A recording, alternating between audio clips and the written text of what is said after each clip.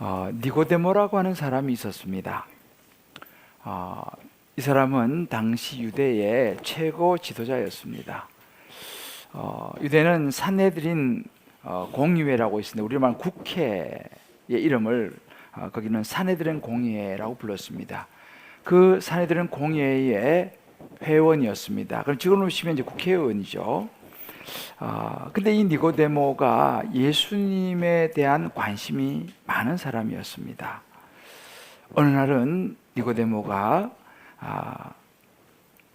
어느 날 밤에 조용히 예수님을 찾아왔습니다. 왜 하필이면 밤에 예수님을 찾아왔을까요? 당시 그 종교 지도자들, 그 유대의 많은 고위층들은 예수님을 인정하지 않았습니다. 특별히 기득권 세력인 그 대제사장들, 바리새인들, 이제 그 사람들이 최고 나라의 지도자들이었는데, 이 사람들은 오히려 예수님이 라는 사람이 나타나서 막 이적을 행하고 이런 놀라운 일들을 행하는 것을 보면서 사람들이 예수님을 막 따르기 시작했습니다. 인기가 점점 올라갔죠. 그러니까 이 기득권들이 굉장히 불편해했습니다. 도대체 이상한 사람이 나타나가지고 관심을 막 끌고 있으니까. 특별히 이 예수님은 당시에 나사렛 출신이었습니다. 우리로 말하면 아주 좀 형편없는 동네 있잖아요. 그러니까 좀 천한 동네, 별로 하여튼 좀 그런 지역, 그런 시골, 이 나사렛이었는데 그곳에서 예수님이 이제 출신입니다. 그러면서 그들이 나사렛에서 무슨 선한 것이 나겠느냐라고 예수님을 조롱하고 빈정댔습니다. 결국 나중에는 이 사람들이 예수님을 십자가에 못 박아서 죽이게 됩니다.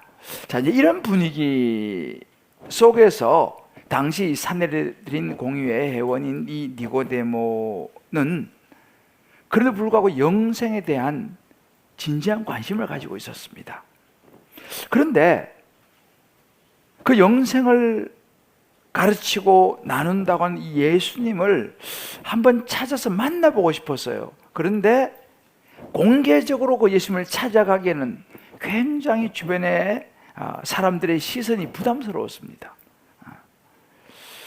그래서 고민을 하다가 니고데모는 사람들의 눈을 피해서 아무도 모르는 밤을 선택했죠.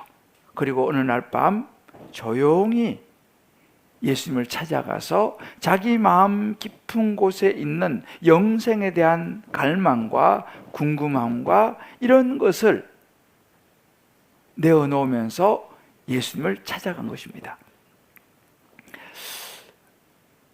이 찾아온 니고데모에게 예수님께서 이런 말씀을 하세요.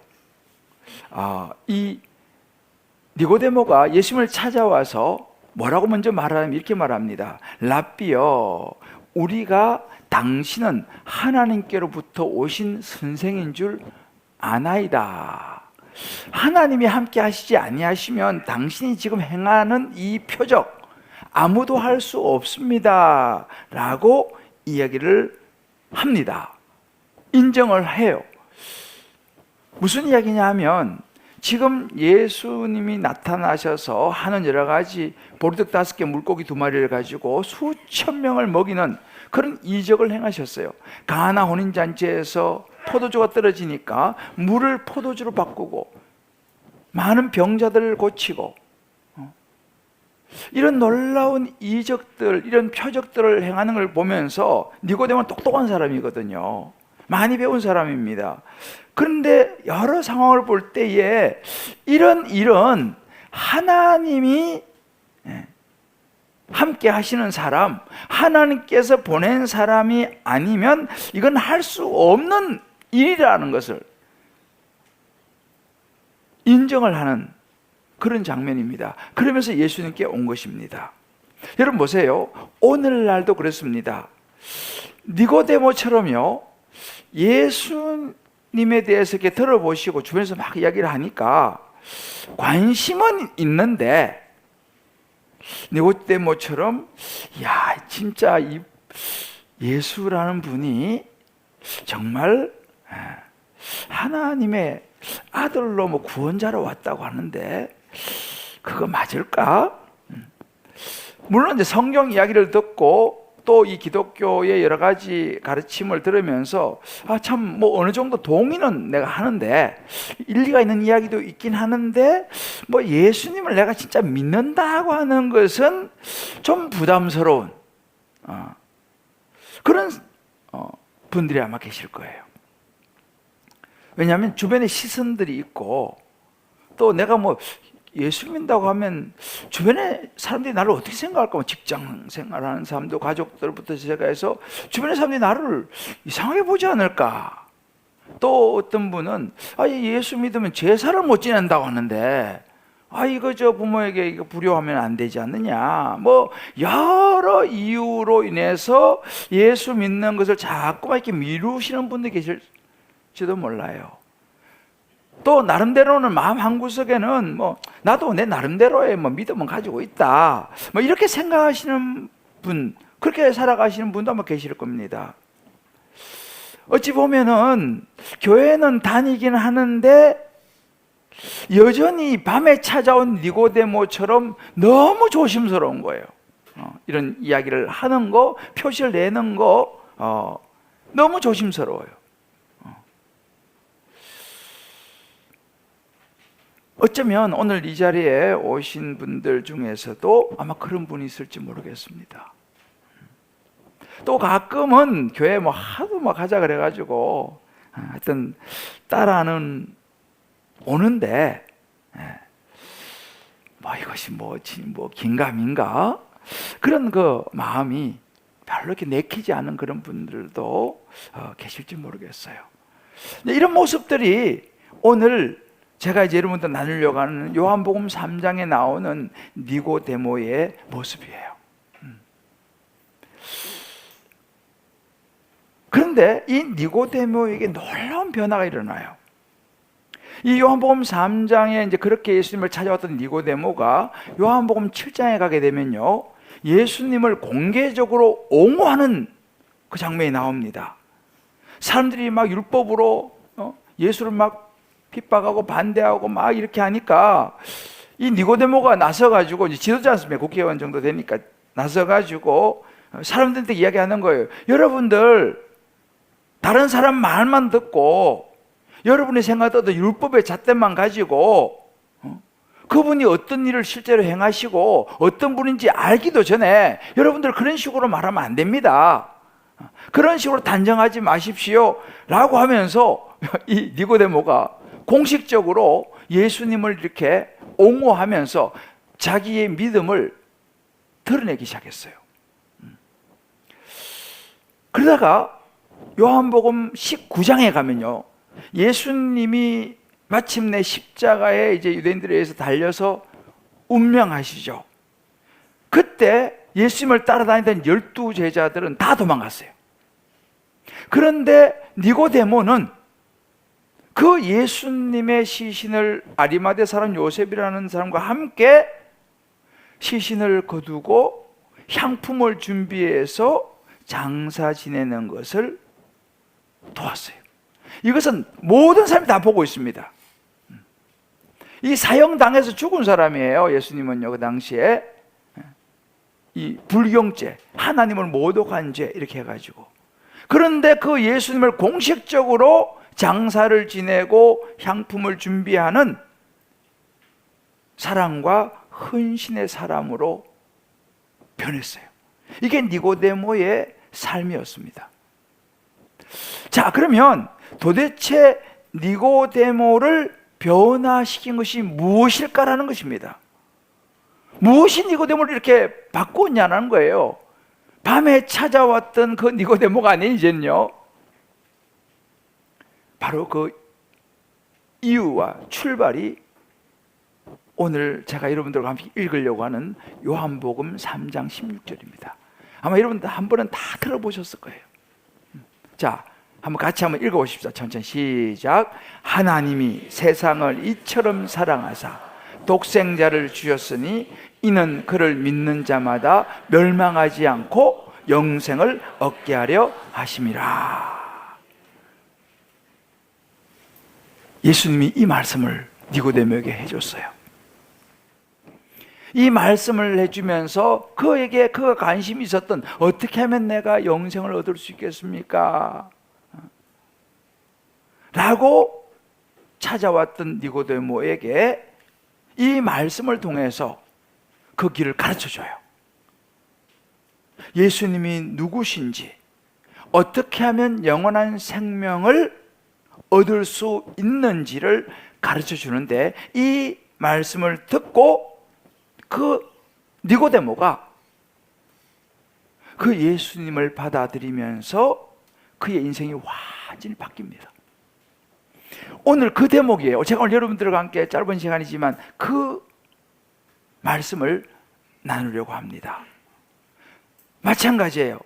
오늘 이 자리에 또 온라인에 들어오신 분들 중에서도 이런 니고데모와 같은 그런 분이 만약에 계시다면, 이 니고데모처럼 오늘 이 말씀을 잘 들으시고 잘 이해하시고 이 말씀을 마음에 받아들이시게 되면 니고데모 같은 놀라운 영생을 얻는 구원의 역사가 일어날 줄 믿습니다.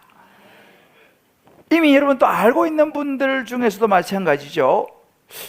확실하지 않은 분들도 계실지 모르겠어요. 대충 이야기를 많이 들었는데 그런 분들도 오늘 잘 들으시고 다시 한번 확신을 얻는 시간 되시기를 주의 이름으로 축복합니다.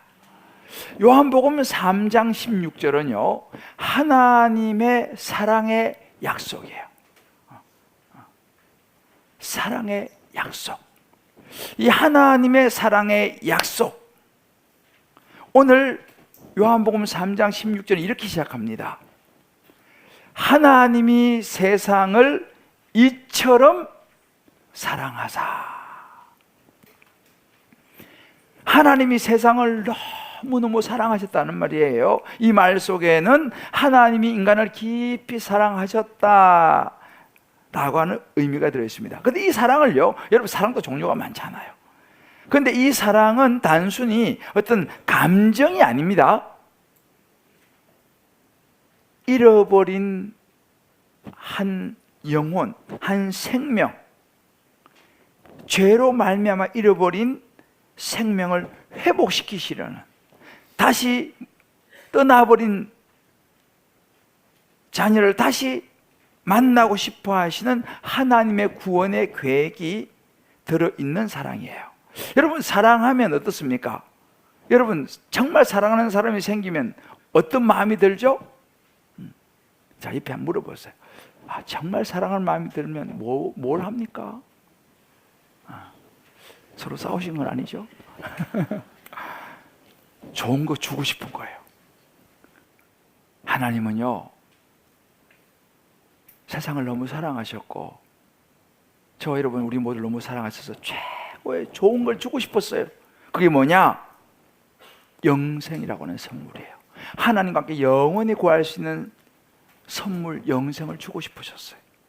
근데 문제는 뭐냐? 이 선물을 받아서 누려야 되는데 그것을 방해하는 장애물이 있었어요. 그것은 바로 인간의 죄였습니다. 여러분 사람들은요 모두 행복해지길 바라요.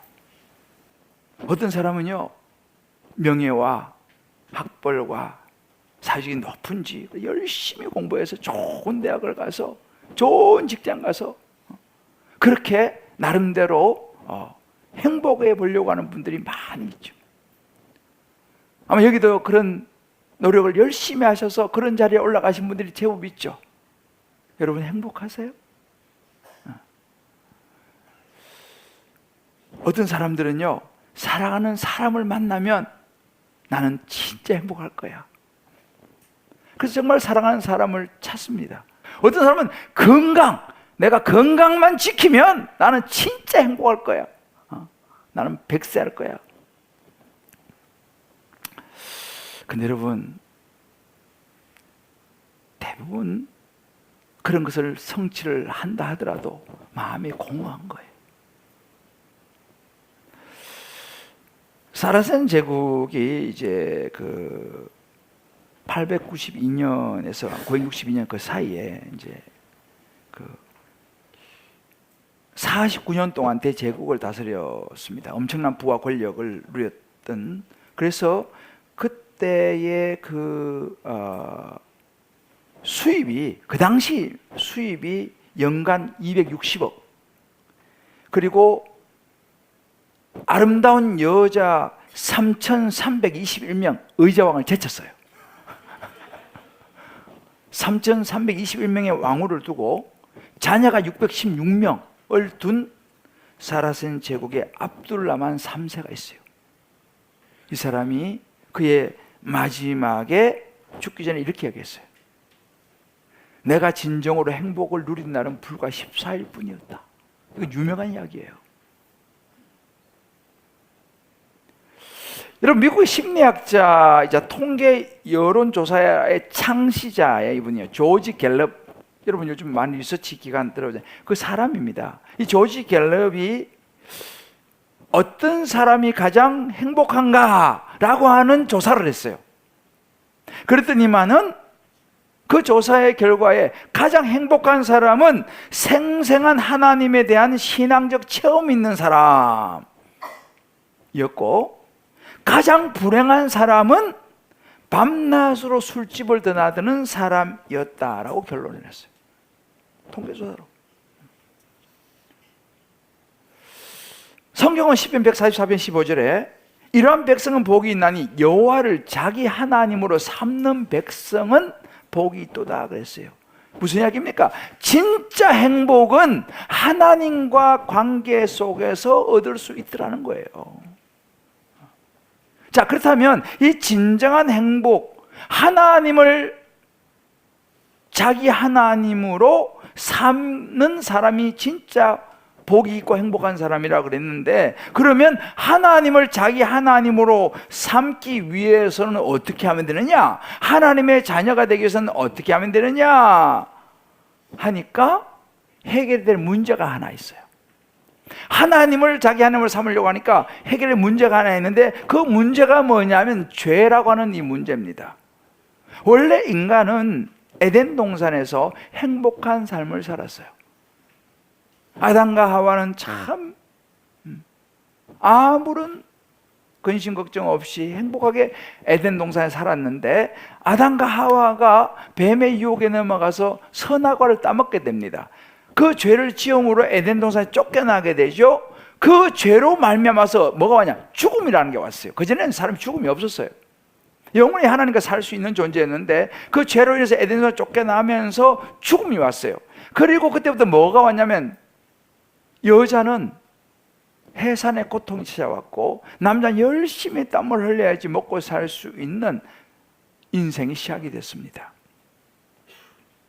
그러니까 우리의 근원적인 행복을 다시 회복하려고 하면 그 인간의 문제가 두 번째로 뭐예요? 죄라고 하는 인간의 문제를 해결해야 한다는 사실이죠. 자, 우리의 문제는 죄입니다. 죄의 문제를 해결하기 위해서는 우리가 먼저 알아야 되는 것이 뭐냐면, 우리의 죄가 뭐냐를 알아야 돼요. 죄가 뭐냐? 도대체 죄라는 게 뭐냐라는 것입니다. 제가 한 지지난주 정도 됐어요. 우리 교회는 금요기도라는 게 있어요. 금요일 저녁 8시에 모여서 이제 기도하는데, 그날 제가 이제 기도회를 하면 보통 말씀을 전하고 같이 기도하고, 이제 마지막에는 안수기도를 받으신 분들은 나오세요 이렇게 이제 하거든요. 근데 그때 이제 안수기도를 받으러 나온 사람 중에 한 명, 엄마하고 같이 나온 초등학생이 있었어요. 아주 이쁘고 귀여운데, 그 친구가 나와서 기도받아요. 그래서 내가 물었어요. 누구야? 목사님이 무엇을 위해서 기도해 줄까? 기도 제목이 뭐니? 물었어요. 그랬더니만 얘가 목사님 2가지요 그러더라고. 뭔데? 첫 번째는요, 우리 아빠 예수 믿게 해주세요. 우리 아빠 예수 믿도록 기도해 주세요 라고 얘가 이야기를 했어요. 그 아빠가 예수를 안 믿고 교회 다니지 않아요. 두 번째 뭐니? 목사님, 제가요 거짓말 안 하게 해주세요. 이 기도 제목을 내는 거예요. 제가 그 애는 참 착하고요, 여리고 행진도 엄마 따라서 여리고 행진도 하고 금요기도도 한 번씩 나와서 또 같이 기도합니다. 그러니까 이제 이 아이가 자기는 예수 믿으니까 자기 너무 사랑하는 아빠도 꼭 예수 믿고 자기가 같이 천국에 갔으면 좋겠는 거예요. 얘는 늘 그 기도를 해요. 그건 내가 이제 그래 맞아. 근데 두 번째 거짓말 안 하게 해주세요라고 기도 제목을 내는데 딱 순간 스치는 것이 뭐냐면, 아니 아직 어리고 이렇게 교회도 열심히 기도해도 나오는 이런 애가 뭐 거짓말 했으면 얼마나 했겠나. 그런데 거짓말을 안 하게 해주세요라고 그것도 기도 제목을 내고 기도를 해달라는 거예요. 이 아이는요, 어찌 보면 사소한 작은 거짓말이라도 이것이 죄라는 걸 아는 거예요, 얘가요. 왜냐하면 그 안에 성령님께서 그 마음에 있으니까 자기 거짓말하는 걸 하나님 싫어하시고 이 죄라는 걸 알기 때문에 그거 안 하게 해달라는 기도 제목을 하는 거죠. 여러분, 중요한 포인트예요. 마틴 루터가요 이렇게 얘기합니다. 죄를 인식하는 것이 구원의 시작이다. 되게 중요한 포인트입니다. 구원은 어디서부터 시작되느냐? 죄를 인식하는 거, 이것이 구원의 출발점이라는 거죠. 자, 그러면 여기서 우리가 알아야 되는 것은 뭐냐면요, 죄라는 게 뭐냐라는 거예요. 이 죄의 본질이 뭐냐는 것입니다. 여러분, 성경은요 죄에 대해서 거의 한 세 가지를 얘기합니다. 첫 번째는 뭐냐면요, 우리가 해야 하는, 우리가 하지 말아야 되는데 하는 게 있어요.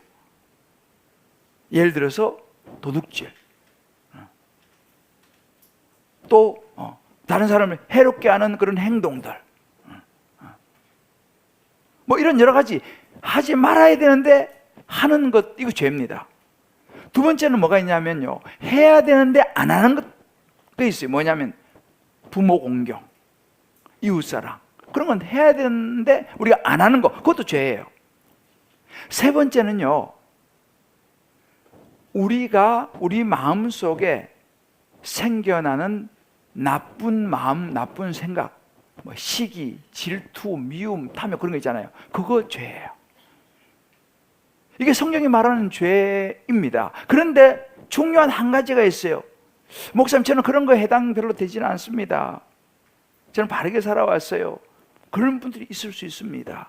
그런데 요한복음 16장 9절에 또 한 가지 중요한 죄를 언급하는데, 죄에 대하여라 하면 그들이 나를 믿지 아니함이요, 이렇게 말했습니다.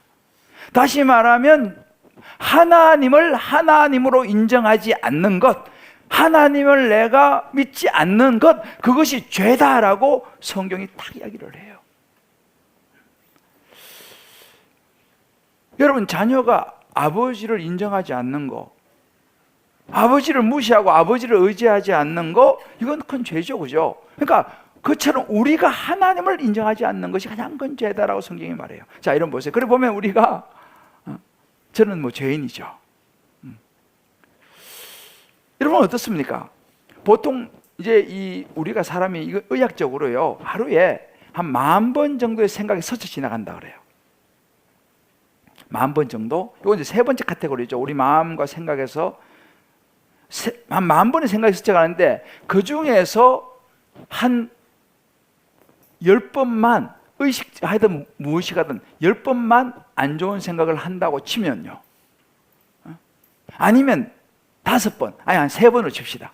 10,000번의 생각 중에서 3번만 안 좋은 생각이 스쳐 지나간다고 하면, 그런 사람을 우리가 걸어다니는 천사라고 할 거예요. 그죠? 그런데 걸어다니는 천사가 하루에 3번, 10,000번 중에 3번 정도만 안 좋은 생각이 스쳐갔다고 하면 3번의 죄를 짓는데, 이 사람이 1년이면 몇 번의 죄를 짓죠? 산수죠? 하루에 3번 정도만, 그런 천사라고 하는 사람은 1년이면 1,000번 이상의 죄를 져요. 자, 그럼 90살까지 살았다? 몇 번인가요? 90,000번 이상의 죄를 짓는 거예요. 70살 7만 번.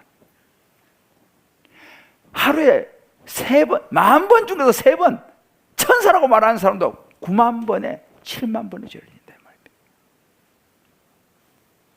그래서 성경 뭐라고 하느냐 이렇게 말합니다. 모든 사람이 죄를 범하였음에 하나님의 영광에 이르지 못했다. 저도 마찬가지 하루에도 수십 번 나도 알게 모르게 안 좋은 생각이 스쳐 지나갈 수 있고 때로는 행동을 할 수도 있는데 그러면 어마어마한 거죠. 그래서 이 세상에 있는 모든 사람은 죄를 범하였다라고 말합니다. 그런데 문제는 그 죄의 결과가 뭐냐? 로마서 6장 23절에 죄의 싹은 죄의 결과는 사망이다 그랬어요. 결국 이 죄가 우리와 하나님의 사이를 가로막는 장벽이고 이 죄로 인해서 아담과 하와가 에덴성에 쫓겨났듯이 우리도 이 죄로 말미암아서 하나님과 단절돼 버렸어요. 그래서 우리에게 뭐가 왔다 그랬죠? 죽음이 왔다 그랬지 않습니까? 여러분 죽음은 세 종류의 죽음이 있습니다. 우리가 흔히 말하면 사람이 살다가 돌아가셨다. 그거는 육체적인 죽음이에요. 살다가 우리는 모든 사람 육체적인 죽음을 맞이합니다. 그걸 육체적인 죽음이라고 그래요.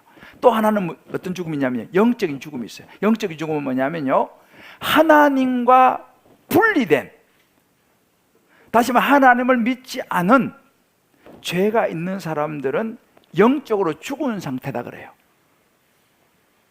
왜? 하나님과 분리됐으니까. 하나님을 안 믿는지 모르니까. 죄 문제가 있으니까. 세 번째는 영원한 죽음이라 그래요. 이 영원한 죽음은 뭐냐면요, 이제 영적으로 죽은 상태가 이제 살아있어. 이 사람 영적으로 죽은 거죠. 하나님 모르면. 그 다음에 두 번째는 이제 육체적인 죽음은 이제 아직 우리에게 오지 않았어요. 근데 육체적인 죽음이 딱 오면 영적인 죽음과 딱 맞물려서 어디로 가냐? 영원한 죽음으로 갑니다. 영원한 죽음으로 갈 때 어디로 가느냐? 이거 중요한 거예요. 여기 케이스가요. 바로 영원한 천국으로 가느냐? 영원한 지옥으로 가느냐? 이 죽음에 대한 문제가 나와요. 요거는 제가 다음 주에 자세히 말씀드릴게요. 이 죽음에 대해서는. 자, 이렇게 세 가지 죽음이 있습니다. 자, 그렇다면 우리는 영생을 선물로 받으려고 하면 이 죽음의 문제를 뛰어넘을 수 있는 영생, 영원한 천국으로 우리가 가는 선물을 받으려고 하면 우리가 어떻게 하면 될까라는 거예요. 자, 옆에 물어보세요. 지금까지 잘 따라오고 있습니까? 자, 이 문제를 해결해야죠. 그러면 죄의 문제를 해결하면 되는 거예요. 자, 그러면 죄의 문제를 어떻게 해결하느냐? 사람들은요, 이 영생을 관심이 있어요. 영원한 천국 가는 거 관심이 있어요. 그래서 이 죄의 문제를 해결하기 위해서 종교를 선택합니다. 불교를 선택해서 선한 행위, 방생도 하고 이런 선한 행위를 통해서 구원받으려고 해요. 또 여러 가지 뭐 이런 종교들은 고행을 하기도 합니다. 이슬람은 율법, 법을 많이 만들어 가지고 영생을 하려고 해요. 천주교 같은 경우는 고해성사를 하죠. 신부님에게 가서 제자면 고해성사를 합니다. 자, 많은 사람들이 이런 종교나 선행으로 이 죄의 문제를 해결하려고 해요. 그런데 하나님께서 말씀하시는 그런 걸로 안 된다 이렇게 말씀하세요. 죄의 문제는 그런 거 착한 일 해가지고 고행해가지고 해결이 안 된다라고 말합니다. 그러면서 사도행전 4장 12절에는요 다른 이로서는 구원을 받을 수 없다 그랬어요. 왜? 천하에 구원받을 만한 사람 이름을 내가 준 적이 없다. 자, 그러면 이 죄의 문제를 해결할 수 있는 유일한 길이 뭐냐? 하나님이 그 길을 제시를 했어요. 그 유일한 구원의 길이 바로 예수 그리스도입니다. 요한복음 3장 16절에 보면 하나님이 세상을 이처럼 사랑하사 누굴 주셨다고요? 독생자를 주셨다. 이 독생자가 누구냐? 바로 예수님을 이야기합니다. 하나님은요 이 독생자, 하나님의 하나밖에 없는 아들, 하나님의 아들이니까 하나님의 존재로서 죄가 없죠 당연히. 그런데 그 하나님의 아들인 죄가 없는 분, 그렇지만 그 아들을 이 땅에 우리의 죄값을 치르기 위해서 사람의 마리아의 몸을 입고 태어나게 하셨어요. 그래서 태어나서 십자가에 죽게 하셨어요. 하나님께서요. 이게 독생자를 주셨다라고 하는 의미입니다. 그래서 여러분 히브리서 9장 22절에 보면 죄 문제를 해결하는 방법이 뭐냐면 모든 율법은 하나님의 법입니다. 모든 물건이 피로서 정결하게 되나니 피 흘림이 없이는 사함이 없다 그랬습니다. 피를 흘려야지 죄는 사해진다. 이게 하나님의 법칙이에요. 그럼 피가 뭘 의미해요? 피는 생명을 의미해요. 다시 말하면 죽어야 된다는 거예요. 죽어야지 죄를 사함을 받는다. 왜? 죄의 대가는 죽음이니까. 그러면 누군가는 우리 죄를 대신해서 죽어야 되는 거예요. 단 조건이 있어요. 죄가 없는 사람이어야 돼. 자기도 죄 있으면 어떻게 대신 죽어줍니까? 죄가 없는 또 한 가지는 사람이어야 돼. 사람이니까 사람이 죄를 대신 지을 수 있지 않습니까? 근데 보니까 세상에는 없어요. 왜? 세상에 죄를 안 지은 사람이 없으니까. 이미 태어날 때부터 죄를 가지고 태어나니까. 하나님의 길은 하나밖에 없었어요. 결국은 자기의 하나밖에 없는 아들 예수를, 그러니까 참 하나님이죠. 하나님의 아들이니까 참 하나님인 동시에 세상에 사람의 몸을 입고 보내신 참 인간이 되신 이 예수님을 십자가에 못 박아서 대신 죽게 함으로 우리의 모든 죄를 다 짊어지게 만드셨어요. 그 예수님이 그 역할을 하셨어요. 십자가에 달려 모든 죄를 짊어지고 죽으셨어요. 그리고 죽음의 권세를 깨뜨리고 사흘 만에 부활하셨어요. 그러므로 예수님이 하나님과 우리, 아담과 하와로부터 하나님이 끊어진 우리와 하나님과의 다리를 놓으신 유일한 구원의 길이다 라는 사실입니다. 그래서 요한복음 14장 6절에 보게 되면 예수님이 이렇게 말해요. 내가 곧 길이요 진리요 생명이다. I'm the way, the truth, the life.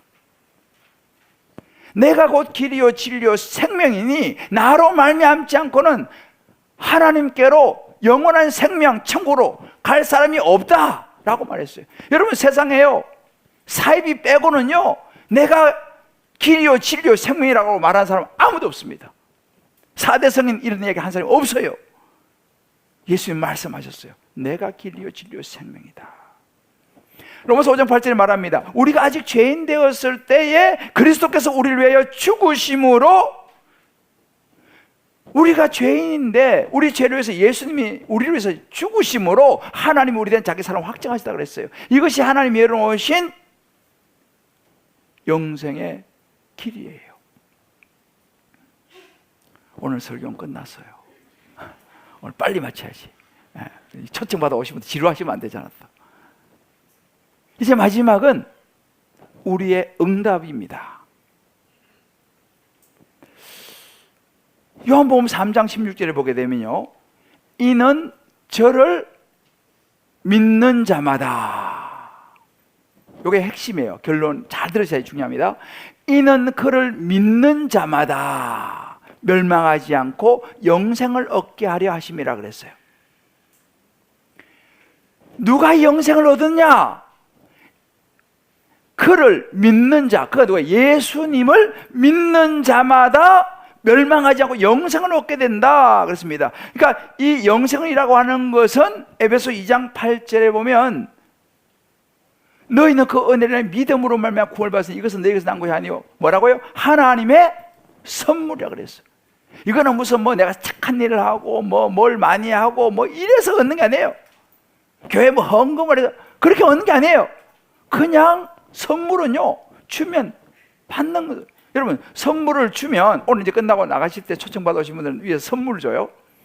그거 받는 사람은 작게 되지만 안 받는 사람은 작게 안 되죠. 그게 선물이에요. 그죠? 선물은 받으면 내게 되고 안 받으면 작게 안 되는 거죠. 자, 주 예수를 믿으라. 그러면 너와 내 집이 구원을 받을 것이다. 예수를 믿으면 영생을 선물로 받게 되는 것, 이것이 하나님의 법칙입니다. 그러니까 중요한 것은 뭐냐면, 그냥 지식적으로 목사님 그런 얘기 제가 많이 들었어요. 제가 알아요. 좋습니다. 근데 중요한 것은 지식으로 아는 거 가지고는 안 됩니다. 저 선물 받으면 나 좋지, 그리고 아는 거 가지고 안 돼요. 내가 받아야 되는 거죠. 예수님을 내가 아는 것 말고 내 마음에 모셔드리는 것, 이것이 믿음인 거예요. 이 믿음이 선물인 것이죠. 그래서 요한복음 1장 12절에 보면 이렇게 말합니다. 영접하는 자, 곧 그 이름을 믿는 자들에게 하나님의 자녀가 된 권세를 주다. 영접한다는 것은 받아들이는 사람, 곧 그 이름 예수를 믿는 사람에게 하나님의 자녀가 되는 권세, 영생을 선물로 주시겠다라고 하셨습니다. 사랑하는 성도 여러분, 이제는 선택의 시간이에요. 하나님이 지금 이 시간 여러분을 초대하세요. 뭐 이런저런 상황 속에 여러분 여기 오셨겠지만 하나님이 여러분을 이제 초대했잖아요. 여러분을 누가 초대했지 않습니까? 그분을 통해서 하나님이 여러분을 초대하신 거예요. 이제 선택의 시간입니다. 어떤 선택이요? 내가 예수님을 받아들일 것이냐 말 것이냐. 아마 혹시 여러분들 마음속에 니고데모처럼 예수 믿고 싶긴 한데, 궁금하긴 한데, 남들 이목이 또 내가 이거 뭐 예수 믿게 되면 또 주변 사람이 날 싫어하고 또 불편한 일이 생기지 않을까? 라는 걱정이 있는 분이 계실 거예요. 근데 내 마음에는 나도 예수님 믿고 이 죄 문제를 해결하고 싶다. 살다 보면 참 내가 이런저런 일이 많았는데 이거 다 그냥 이제 해결하고 나도 영원한 생명 선물로 받아서 나도 천국 들어가고 싶다. 이제 그런 생각이 여러분 마음에 드시는 분이 있을 거예요. 또 이런 이야기를 많이 들었는데 지금까지는 이게 뭐 긴가민가하고 뭐 좀 막연했는데 오늘 목사님 말씀 들어보니까 이건 분명하구나. 오늘 내가 이것을 확실하게 선물 내가 받아야겠다. 그런 생각이 드시는 분들도 계실 거예요. 자, 이제 다 눈을 감아보세요. 이제 다 눈을 감으시고 온라인 들어오신 분들도 있는 곳에 한번 눈을 감아보시고, 자, 제가 지금 말씀드린 이런 니고데모와 같은 이런 마음들, 또 여러 가지 생각들이 있지만 나는 오늘 니고데모가 받았던 그 영생의 선물 예수님을 나도 내 마음에 받아서 영생이라고 하는 선물을 나도 받아서 돌아가고 싶습니다. 뭐 모든 것이 다 이해되어지지 않지만 아무튼 그 선물을 받고 싶습니다 하는 마음이 드신 분들은 눈을 감은 채로 오른손을 왼쪽 가슴에 얹어보세요. 네, 고맙습니다. 굉장히 중요한 시간입니다. 이것은 여러분과 하나님과 1대1의 관계예요. 네, 고맙습니다. 많은 분들이 손을 얹으셨는데 감사해요. 또 여러분들 중에서 이런 분들 계세요. 나는 뭐 믿고 있는데요. 그렇지만 이제 다시 한번 오늘 내가 예수님을 마음에 다시 한번 확실하게 붙들고 신앙생활 제대로 한번 해보고 싶습니다 라는 분들도 손을 얹어줬습니다.